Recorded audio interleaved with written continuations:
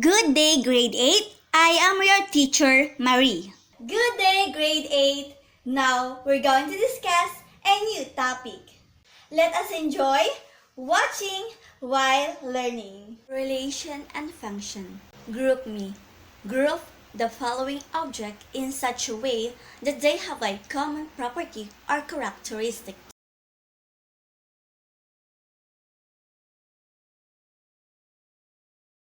Relation and function. A relation is a rule that pairs each element in one set. The set of all first coordinate is called the domain of the relation. The set of all second coordinate is called the range of the relation.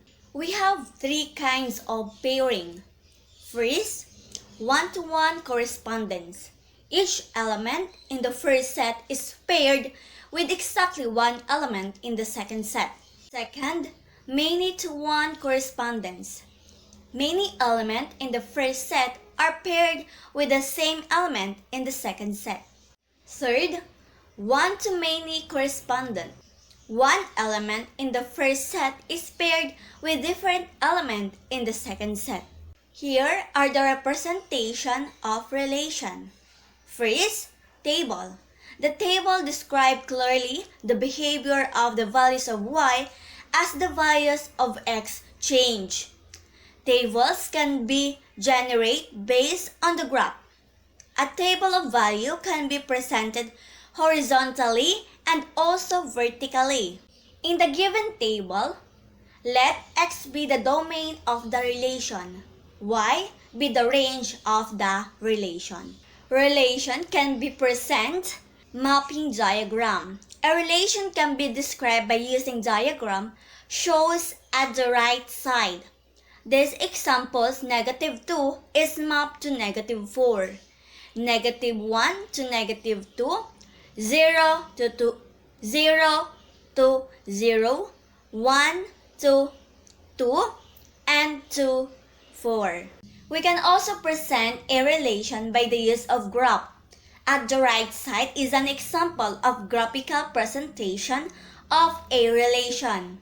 It illustrates the relationship of the values of x and y. We can represent the relation by the use of rule. In the given graph, we have noticed that the value of y is twice the value of x.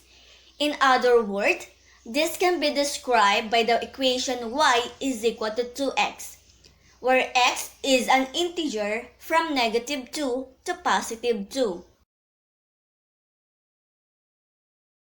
Function. A function is a relation in which no two ordered pair have the same first coordinate. It is a relation in which every element in the domain is mapped to exactly one element in the range.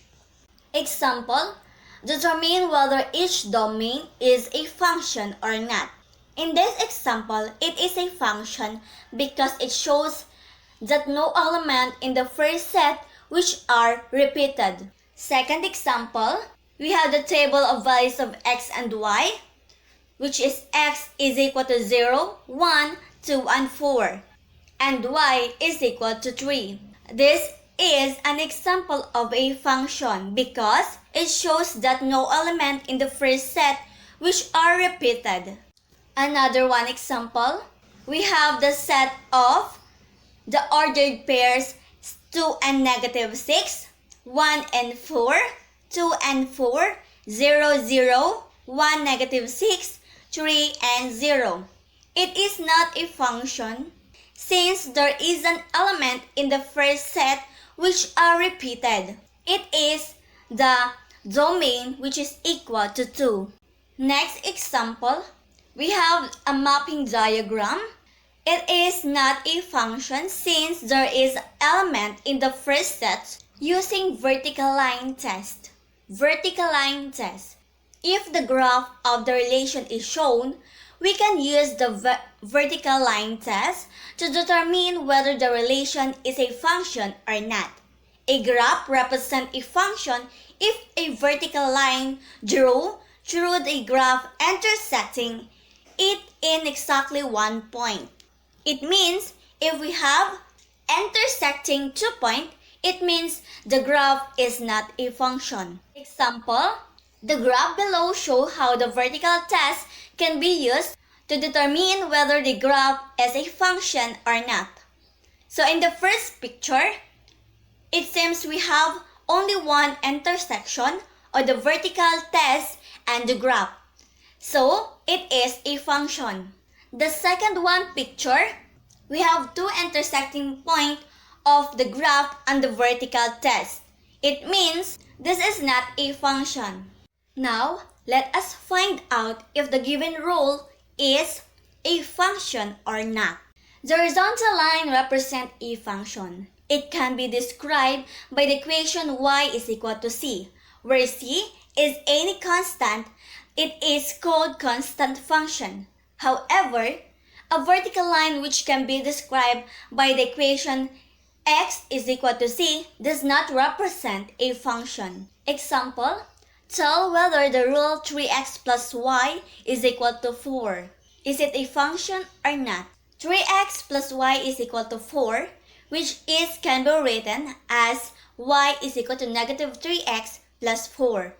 This rule above is a function, since it can be written in the form of y is equal to c, which is equal to y is equal to negative 3x plus 4. Dependent and independent variables. In an equation where y is expressed in terms of x, the x is considered the independent variables because any value can be assigned to it. However, the variables y is the dependent variables because its values depends on the value of x. Let us have an example. We have time and salary. In this example, time is the independent variable because it depends on the salary. We can say that salary depends on time. This is an example. If we're going to work, we have to spend more time in working. In that point, we can increase our salary. Now, let us find the independent and dependent variable given the number of hours studied to the grade on the test. So the number of hours is the independent variables and the grade on the test is the dependent variables. In the second example, the grade on the test depends on the hours we study. It means if we going to allot more time in studying the lesson, then the grade or the score that we're going to have in the test is highest or have a high score. That's why the hours of studying is independent and the grade on the test is dependent variables. Function notation. There are things that cannot stand alone. One depends on the other.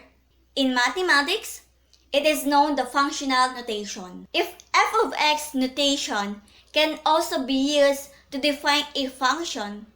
If f is the function, the symbol f of x, we can read as f of x, is used to denote the value of a function f at the given values of x. In simple way, f of x denotes the y values or the element of the range that the function f associated with x values, or the element of the domain. F of x, where x is equal to 1, denote that the value of y at x is equal to 1.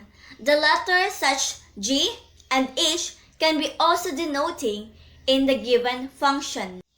Example number 1, consider the rule of f defined by f of x is equal to 3x plus 1. If x is equal to 2, then what is the value of a function? Thank you.